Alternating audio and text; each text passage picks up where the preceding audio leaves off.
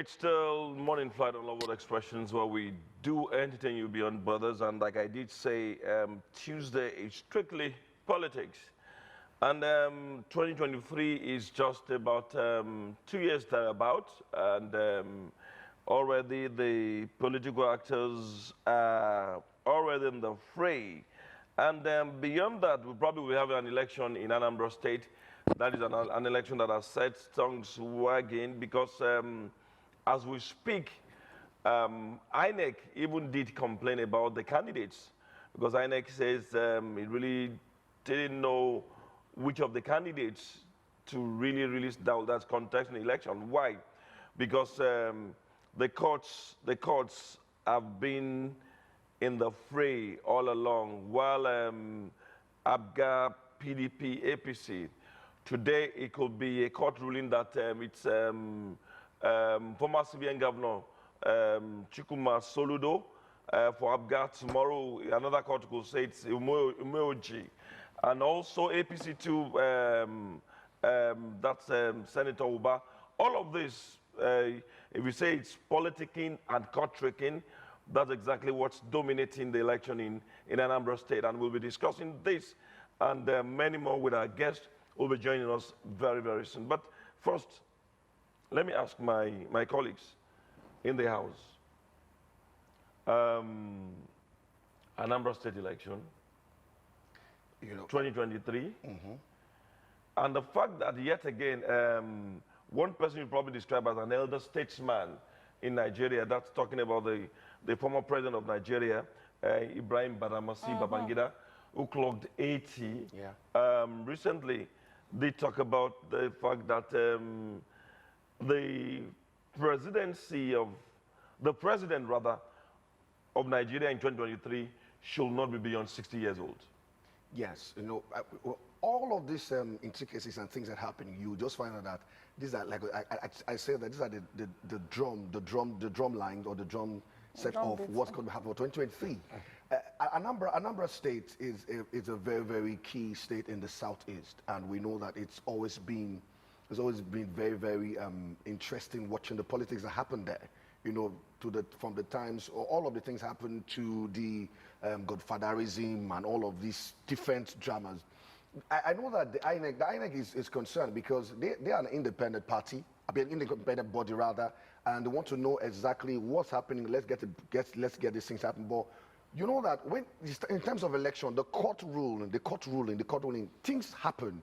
It happened that also way back in Bayelsa State, where the APC had told them they had won the election, and it was already there were 24 hours to the day. No, that was. Do you, no. You understand? The gentleman, Diri. No, it was David Lyon. David Lyon for APC. David Lyon. David Lyon. Yes. He was at the stadium. He had finished preparing for the swearing in tomorrow. He had finished he had finished the match pass. He had done everything and returned back to his place. Just looking at 24 hours to. It was just less than 24 Less hours. than 24 hours. Then suddenly there was a court in jog, and the thing came out. Suddenly the court ruling just turned everything upside down. The other way. So you're saying that, we are saying if it's possible, can everybody just ensure that these court things, let's know what it is. That's what INEC is saying. The meddling and all of the different... The court drama. The court drama is getting... we know that... It's getting too dramatic. It's too dramatic for me. I'm telling you the truth, because when you have the voice of the people, it's as though the voice of people do no longer count. The people have gone to the primaries, they've gone everything. Can we speed up this process so that there will not be any of these things? All of a sudden, somebody does, okay, what's happening? Okay, we can bring this court rule, we can bring this thing, just stay this close, and it can change the dynamics of all of the elections. And that's what's been happening. But is INEC not supposed to be that powerful? No, well, INEC can be more powerful than the courts. Because, yes, if there is a case in court, the court is the final arbiter. That's the court is final arbiter, and if one person within a party sues another one, it is left for the court to decide. We've had elections where Mr. A was on the ballot paper. You understand? No. Mr. A, during the primaries, won, but the party said no. Mr. C should be there on the ballot paper. after the election, Mr. D, because of court, That's so my, the my court point. is the final arbiter. My point now is that in the recent years, INEC has just become like a playboy in the hands of these politicians. Like, you find out that results are not respected. It can change. Just in one or two major elections that we had, INEC really say what it was without interference. Apart from the rigging and all the other things, the fact that anything can happen, especially these state elections, is becoming really. And it's eroding the powers of the commission. Yes, it is. Yeah. Imagine now they are saying, okay, we can do digital transmission. People, the Senate says no. Do you understand? You can't do it. No, we don't want. So it's as if they don't even have any power of any sort to do anything by themselves. And which is not supposed to be. And also another, the issue of General Ibrahim Badamasi Babangida saying the things, former, but we see address him as general because once a general, always a general. Always a general. One thing is the story. Like Paul Abbey. The story, the story about Nigeria, even our democratic democratic system in itself, cannot be complete without you mentioning the impact or the import of Babangida IBB. It was in this time that we had where, though it was the head of state, he had civilian governors. So also in all of these things. So and to the election that held the famous SDP and the NRC, and the annulment of the election, all of these things. So he has a particular role. So that's sometimes every time when people have the opportunity to get to interview him, they always want to go back to that statement and say, okay, well, how far? But he has said that the next president should be, that is 60, from age 60. I think for me, it's because people have always been clamoring. Of recent, we've had the not too young to rule, the clamor for the not too young to rule thing. And not too young to rule thing is that, okay, that we have young people that are capable and they can do it. Yeah. And they can really get to rule our people. Well, we've also seen that sometimes even the people, some of the young people that are there that in this, some of them power, they've been power driven. We're seeing a particular governor really doing some kind of thing and wondering, okay, this guy is also be a young man, the youngest governor in the country, but some things are happening. What's happening? But if someone like the elder statesman in the capacity and the caliber of the former president of the country is saying that, I think it's something that people can listen to. People can really, really listen to. Then what now comes to play is that for us as Nigerians, is do we have people in that caliber? Do we have people in that cadre, that age group that can really do it? Because sometimes half of our persons, good number of people have the talk. They have the, this should do it. But now I think that going to 2023, Nigerians should put actions behind the thoughts. Some people, if you meet them on the street at the newspaper stand, they can tell you, this is how the country is supposed to be, everything. But now we should put action to these things. Some are saying that Joe Biden is in his 70s. Donald Trump also 70s too, or yes. And the fact that yet others are saying that a 70-year-old man in America is different from a 70-year-old man in Nigeria. It is, it is so far. The system, the way they run the system, they're not the same with Nigeria. So we should not, I'm telling you the truth. We're talking about democracy. They are practicing what they do. At least to a great extent, you can hold your people accountable. You can hold your governor, you can do some things. But here we have the strong arm kind of government and all the things. So it's a lot on the plate.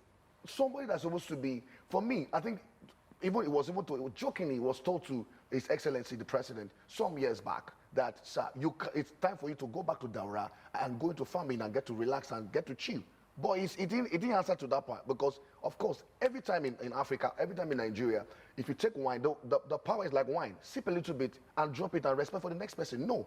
Everybody wants to gulp and keep gulping until they are drunk in it and don't want to do what's supposed to be necessary. So, but for me, age is very key. Age is key. But now, another thing that we should find out, are the youths, are the people. Sorry. Is age an index? Yeah, well, the thing about age and ruling, sometimes you really can't say, oh, because this person is older, he'll do better. Or this person is younger, he'll do better. it differs, and it's not for me. It's not a yardstick for great leadership. We've had 70-year-olds, for example. I really, though I was much younger then, but when I hear us talk about Obasanjo's regime and all, it wasn't the best, but he made quite remarkable progress when he was the president of Nigeria, and he was not a young man then as well. You understand? So it's not about the young or old. It's just planning and execution of the things that the people need for during your tenure, whatever it is. So I don't think it's about the too young to rule, or I don't really. In fact, I don't even want young people these days, because the training. Having been on social media, it's not funny. I just feel that the experience. I don't think the young people are ready to take over government. That's what I personally think. I don't think they are ready. I don't think they are trained for it. I don't think their mindset is like that of our fathers that wanted to take their country and do things for themselves. I feel these ones are more about their personal agenda, and whenever there's a flaw, there's a weakness, they celebrate it and say, no, when it's as if we're supposed to take it like that. That's what I personally think. So I don't feel young people are ready to take over now. Just a few are doing something for their states or for their constituents. That's what I think about that. But Shouldn't the new breed, or the youth, like you say, shouldn't they also go through service, so that by the time they're probably there for like about 10 years thereabout, they would have inculcated some positive traits of leadership, Yes. and will be able to take the jugular. Yes, one thing, I hear what she said, and I hear very well, because it's very good. One thing also you should always understand, even the scripture about Jesus said that he that must be a leader must first be a servant. And if you cannot serve, if you never serve, you cannot be a good leader. You find out that it's beyond the clamoring. Like you go to social media, people are clamoring and shouting, and we want this, we want all of these things. But the idea now is, have you dedicated yourself to it? Are you patriotic in it, in the entirety? Are you that patriotic? Do you really love the country? Or because sometimes, or some people are saying, from the position of heart, the young people are seeing that the people in power, they've done so many things, they've played some Sorry, things. Paul. If you want to join in the conversations, the phone lines will shortly be displayed on the screen. What do you think about the next person who probably should occupy the seat in Aso Rock? Should the person be should the person not be above 60 years old? We're being very precise now. Or do you think that it should be above 60 years old? Feel free to call in and make your contribution. And of course, we're also expecting to get in touch with our guest, who will also probably be giving some other perspectives to the issue we're talking about, Paul. Yes, and I've seen young people in being leaders of different industries and parastatals, both private and also even government. We've seen also among even the present government today, even His Excellency the Vice President has young people in his cabinet that are working with him as special advisors. I have friends too that way. That I know that people that are there. So young guys can do it, but the idea is they have to go through the journey of the tutorials. Because if you're not going through this proper handling, if you get there will be a mess up, because you have not trained yourself. Because training is key. Training is key. Scripture says the heir, as long as he's a child, is not different from a servant. But we had the Super Palm 6 some years ago. Yes. Philip Asiodu and Of course. were in their 30s. General Gowon, Obasanjo and Co. Yes. were in their, I think, late 20s or early 30s. True. And they still were able to rule, in spite of the fact that they actually did not even go through some tutelage. That time and now, they are very different times. I can tell you the dynamics of the time of the country where we are right now, they're very different. Yeah. You're seeing where that people are disgruntled, people are discontented, people are angry. So people are going through. If you go to the street, there are some things you feel the pulse of the people. But we're saying that there are better ways to redirect these things. Okay. There are better ways to redirect them. If you want to reach out to people, learn this thing. Reach out to these people. As young people that you are, you can exert your energy in the right direction. Talk about positively. Right now, you're seeing people. The mentality is get rich quick. Why do you want to get to the House of Assembly? Why do you want to become a governor? Why do you want, even as young as you are, why do you want, is it because so they can put Governor O1 or put Olowo Okere 102? Sophia. No. No, but let him speak. Let him finish. Okay. Yeah. No, so the idea now is, what is the motive behind what you want to do? Why do you want to get there? We have young people, young Nigerians that are also doing things, even in diaspora, that are making us proud. All of these things we are saying is that the young people need to really settle themselves, get things done, and do it properly. I'm not after the idea is anybody that will come. It's not about the age.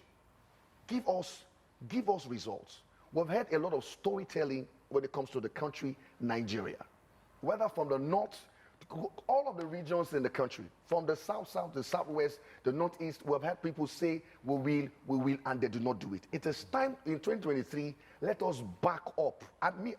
For me, I think it's time for us to step up against the setup. That's what I see it. Step up against the setup. It is a setup of people that are coming of this. Let's step up to the plate. Let's say these are the things.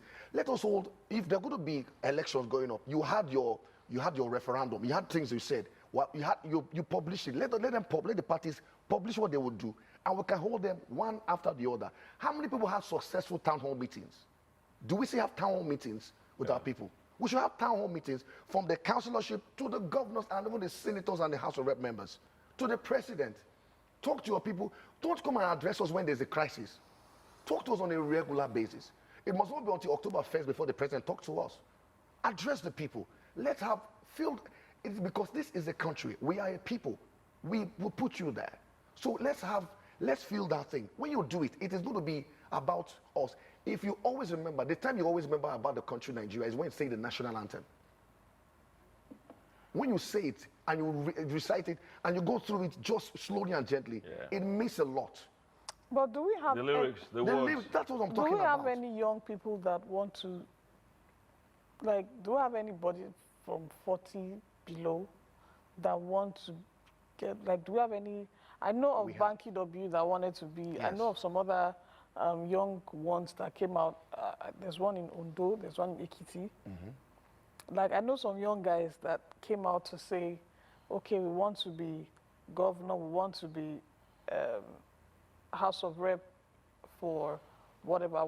But I feel it should start from there. But then there's this thing about council culture for young people that is actually stopping the younger ones from taking responsibility.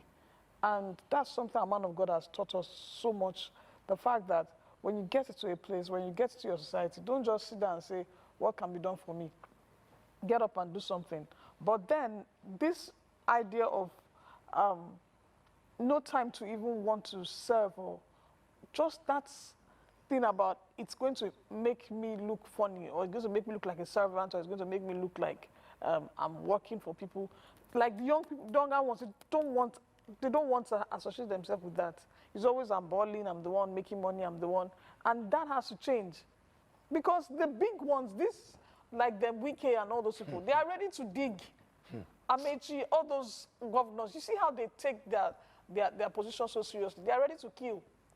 I'm not saying they are killers, but you know how it is. Like, they are so serious and so passionate about being what, they didn't just become like that. It's been being with them. So, Okay, sorry. We have a call. He's calling from Sokoto. Good morning. Abdullahi. Good morning. Inakwana. Dixon, good morning. Good morning. How are you doing, sir? A pleasure having you on the program. Thank you very much. Truly, you need young men to rule this country. So we don't need all those olden-days people to come and rule this country. We need young men. Young age, we need young age. Like a Dixon. to come and rule this country. Interesting. Oh my goodness. Thank you. But even though we do need young men to rule this country, how prepared are the young men? One, Exactly. how politically conscious are the young men, or the young, like you say? Abdullah? Okay, right. You know, Taking a cue Yes. from what he he did said, say, yes. without doubt, we need the young to come into the fray. But how political conscious are they? okay. How prepared are they? I'm prepared. Okay. Are they going to? Because okay, let me cite an instance. How many of now. them are in civil service? Wait now, let me cite an instance. There's a gentleman, Mohalu, Yeah. a former presidential candidate, Yeah. who said he had many supporters on the social media. Yes. And if an election was to have been conducted by social media, he probably would have placed second or first. Yeah. You understand that? But on the day of the election itself, so many of these people on the social media did not go to vote. Let me not tell you a perfect example. We're talking about this in a particular forum where I am, and the person said that he in River State, he went in, he saw where a particular lady was vying for the House of Assembly in that constituency. She went with 25 members of her family, and when the elections were done, that she didn't even get one vote.